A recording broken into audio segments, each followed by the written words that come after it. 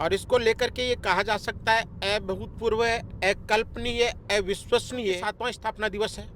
हर party को अपना एक रोड मैप बनाना होता है, लाइन खींचनी होती है। नेताजी तो कहते हैं कि मेरे हाथ में आप 2 दिन के लिए एक बार कलम दे दो पावर वाली, उसके बाद मैं बता दूंगा कि सरकार क्या होती है। राजस्थान के किसी भी घर से निकली हुई प्रत्येक गाड़ी आज बीकानेर की तरफ जा रही है। आदमी कहता है कि मेरा राजनीति में कोई इंटरेस्ट नहीं है, तो वो लोकतंत्र को अंगुली दिखा रहा है। चाहूंगा कि हर वर्ग के लोग, हर तबके के लोग, हर एज वर्ग के लोग और पढ़े लिखे संभ्रांत लोग भी पार्टी से जुड़ करके इस दिशा में आगे बढ़े। नमस्कार, आप देख रहे हो सच का सामना राजस्थान। सच का सामना राजस्थान टीम बीकानेर की तरफ रुख कर दिया है और हम बीकानेर पहुंचने वाले हैं, मगर रास्ते के अंदर हमारे साथ मौजूद है औकार जी मोंड, जो सीकर से हैं, जो आरएलपी के मेन जो सीकर की कमान संभालते हैं। वैसे तो जहां भी प्रोग्राम होता है आरएलपी का, तो मेन स्टेज का प्रोग्राम इनके पास ही रहता है, यही माइक संभालते हैं। अभी बीकानेर भी जा रहे हैं, औकार जी भी जा रहे हैं और हम भी इनके साथ हैं और कुछ देर में पहुंचने वाले हैं। मगर हम पहले इनसे चर्चा कर लेते हैं आज का प्रोग्राम कैसा रहेगा। 2018 के अंदर आरएलपी की स्थापना हुई थी, उसके बाद में 7 साल हो चुके हैं। आज 7वां स्थापना दिवस है।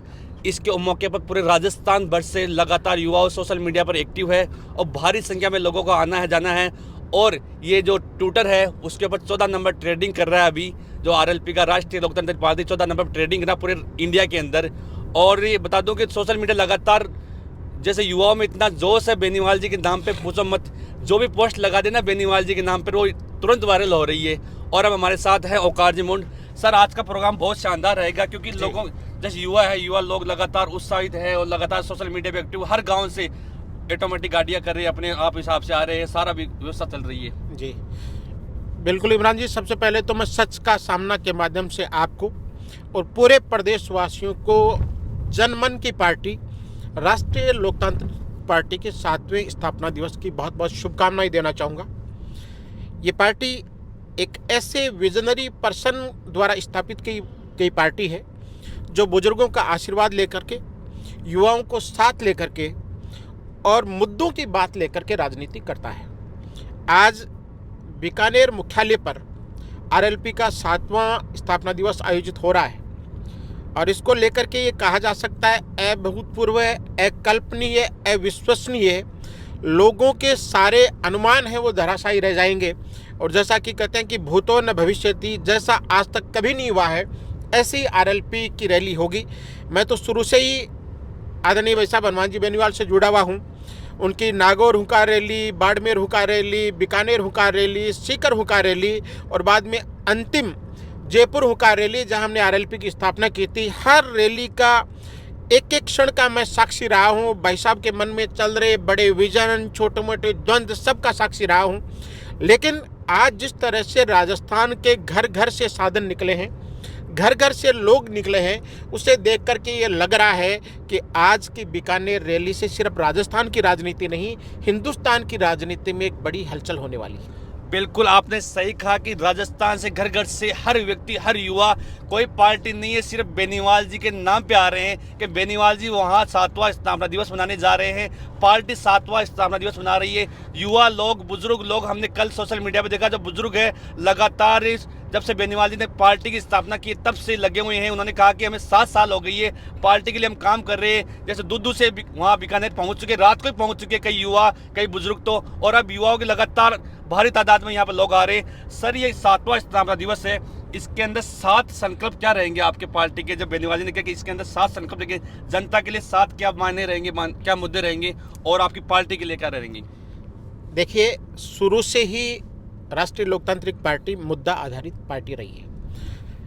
आदरणीय पार्टी के सुप्रीमो हनुमान जी बेनीवाल हर वक्त मंचों से पार्टी के मुद्दे गिनवाते हैं कि हम इन मुद्दों को लेकर के राजनीति कर रहे हैं। फ्री बिजली, टोल मुक्त राजस्थान, बेरोजगारी मुक्त राजस्थान, किसानों का कर्जा माफ हो, बहुत सारे मुद्दे उनके हैं। जो भर्ती परीक्षाएं हैं उनमें भ्रष्टाचार समाप्त हो, बहुत सारे मुद्दे पार्टी के हैं। आज चूंकि 7वां स्थापना दिवस है, हर पार्टी को अपना एक रोड मैप बनाना होता है, लाइन खींचनी होती है। क्योंकि मैं अक्सर एक बात कहता हूँ कि पानी बाढ़ में भी होता है, पानी नदी में भी होता है। चूंकि बाढ़ का पानी सीमाओं में बंद करके नहीं बहता है, इसलिए वो तबाही लाता है, विनाश लाता है। ताकत उसमें भी होती है लेकिन वो तबाही लाता है, डिस्ट्रक्शन के काम आता है। और नदी का पानी दो सीमाओं में बंद करके बहता है, अनुशासित होकर के बहता है, और इसलिए उसके ऊपर बिजली बनाने के संयंत्र लगते हैं, उसको रोक करके बांध बनते हैं, बहुत सारा वो उत्पादक कार्य करता है, कंस्ट्रक्टिव काम करता है। तो आज के 7वें स्थापना दिवस पर पार्टी अपने 7 एजेंडे स्थापित करेगी, जो कार्यकर्ताओं में अनुशासन लाने का काम करेंगे, पार्टी की दशा और दिशा तय करेंगे, पार्टी की रीति और नीति तय करेंगे, और पार्टी का आने वाला रोड मैप तय करेंगे। 7 सालों में 7 साल हो गए पार्टी ने, 7 जी। सालों में क्या क्या काम किए, जनता इतनी जुड़ती जा रही है, बीच में डाउन आया था एक बार, उसके बाद में फिर से वापस फॉलो आ गया है। देखिए, काम तो इतने किए कि अपन गिनवाएंगे तो ये इंटरव्यू उन कामों को लेकर के ही खत्म हो जाएगा। एक भी दिन ऐसा नहीं रहा इन 7 सालों में जब हमारा नेता रात को 2, 3, 4 बजे से पहले सोया हो। सड़क से लेकर के संसद तक जनहित के मुद्दे, जन जन के मुद्दे, जनमन के मुद्दे, जनमत के मुद्दे, सर्व समाज के मुद्दे, हर वर्ग के मुद्दे अगर किसी आदमी ने उठाए हैं तो उसका नाम हनुमान बेनीवाल है। राजस्थान में तो अगर सही मायने में विपक्ष की भूमिका कोई निभा रहा है तो उसका नाम हनुमान बेनीवाल है, उसका नाम राष्ट्रीय लोकतांत्रिक पार्टी है। बाकी जो काम, विकास के काम करवाने हैं, ये तो सरकार का काम है। जिस दिन नेताजी तो कहते हैं कि मेरे हाथ में आप 2 दिन के लिए एक बार कलम दे दो पावर वाले, उसके बाद मैं बता दूंगा कि सरकार क्या होती है। बिल्कुल जी जी। अब ये पूछ रहा हूँ, जैसे ये बीकानेर में प्रोग्राम हो रहा है, सीकर वालों ने कहा हम करवाएं, बीकानेर वालों ने कहा हम करवाएं, जयपुर वालों ने कहा हम करवाएं, और भी जिले उन्होंने कहा हम करवाएं, मगर बीकानेर को क्यों चुना गया ये? देखिए, हमारा मारवाड़ ऑलरेडी एक्टिवेट है, क्योंकि बेनीवाल जी साहब वहाँ से बिलोंग करते हैं, नागौर से बिलोंग करते हैं, तो मारवाड़ तक पूरा प्रभाव है। जयपुर में हमने इसकी स्थापना की थी पार्टी की।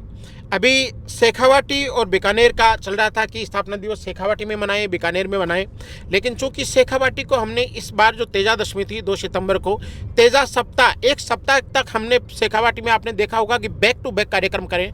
कम से कम 7 से 8 कार्यक्रम माननीय हनुमान जी बेनीवाल भाई साहब के रहे, जिसमें हजारों की संख्या में लोग जुटे। तो शेखावाटी वार्म अप हो गया था और बीकानेर को वार्म अप करना था, इसलिए बीकानेर को चुना। आज की रैली में कितने लाखों की संख्या में आने की संभावना है? देखिए, अभी अपन बीकानेर के रास्ते में है जी। और गाड़ी से गाड़ी जुड़ी हुई है, बिल्कुल। और थोड़ी देर में बाद में जैसे ही आप बीकानेर पहुंचोगे तो सिर से सिर जुड़ जाएंगे।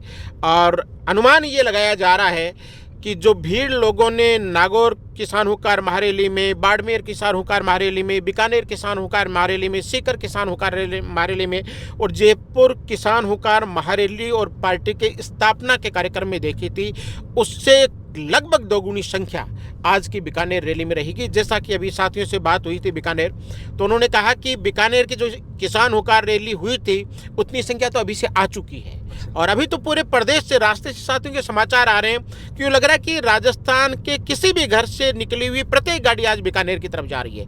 टोल के फाटक खुल चुके हैं, गाड़ियां 120 की स्पीड में सीधे बीकानेर की ओर दौड़ रही हैं, और थोड़ी देर बाद में ये मैदान खचाखच बढ़ जाएगा और बीकानेर इतिहास रचने की ओर आगे बढ़ेगा। जो युवा है, जो लोग आल राजस्थान से आ रहे हैं, राजस्थान से बाहर से आ रहे हैं, उनको क्या संदेश देना चाहते हो? देखिए, संदेश यही है, मैं 2 चीज़ें कहना चाहूँगा। एक तो कई बार भोले साथी ये कहते हैं कि ये तो एक वर्ग विशेष की पार्टी है, ये तो एक जाति विशेष की पार्टी है। उन साथियों से एक निवेदन करना चाहूँगा, आपको किसी की बात नहीं माननी है। पिछले 1, 2, 3 साल में बेनीवाल जी ने जो लड़ाई लड़ी है, जो मुद्दे उठाए हैं, जिनके लिए सड़कों पर बैठे हैं, जिनके लिए प्रशासन से उलझे हैं, उन लोगों का एनालिसिस कर लें। वो किस कौम के थे, किस वर्ग के थे, किस समुदाय के थे, किस पृष्ठभूमि के थे, आपको ये पता लग जाएगा कि आरएलपी और बेनीवाल जी किन लोगों का प्रतिनिधित्व करते हैं, पहली चीज़। दूसरी चीज़, लोग ये कहते हैं कि बेनीवाल जी के पीछे तो सिर्फ युवा हैं। मैं कहता हूँ कि जिधर जवानी चलती है उधर जमाना चलता है। परिवार का युवा अगर बेनीवाल जी के साथ है तो पूरा परिवार बेनीवाल जी के साथ अपने आप हो जाएगा।